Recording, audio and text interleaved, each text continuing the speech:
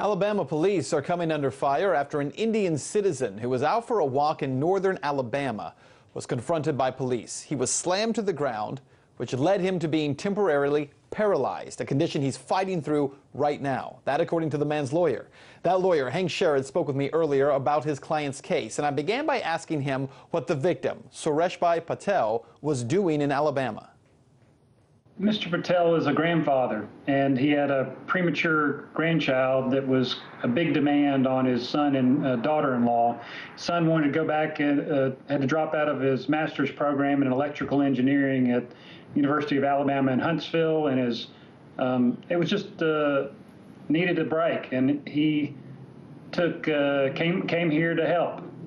Came here to be a granddad. The situation, this incident happened just outside of Huntsville, Alabama, if I'm correct. And a statement by the police there says the caller, who lives in the neighborhood, did not recognize Mr. Patel, thought he was suspicious. What was suspicious about his behavior?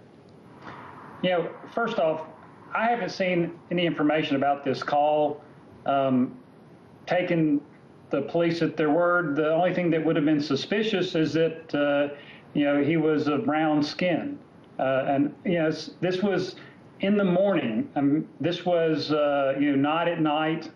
He's dressed nicely in a sweater and a pair of pants and a knit cap.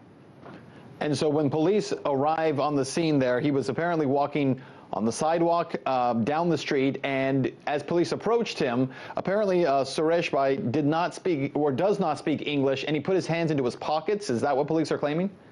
He never put his hands in his pockets. They checked his pockets to see if he was, patted him to see if he had a weapon, I guess. He had his hands out, and he pointed down the street and said, "No English, Indian, walking," and pointed said, "House number," and he gave the number of the house. And he was grabbed when he pointed? Is that what the claim is? You know, I believe, and again, you know, I've just gotten translation through the Sun, but my understanding is that at that point, you know, that's what he answered them. He stopped. He was stopped and talking to them, trying to explain, and one of the officers, pretty much out of the blue, just grabbed his arm, put it behind him, and took him directly to the ground, and he immediately became paralyzed in all four of his extremities. Now his arms and his legs. That's the most incredible part of the story. Being knocked to the ground by these officers apparently left Mr. Patel bleeding from the face and, as we've read, paralyzed and in need of surgery to fuse two vertebrae.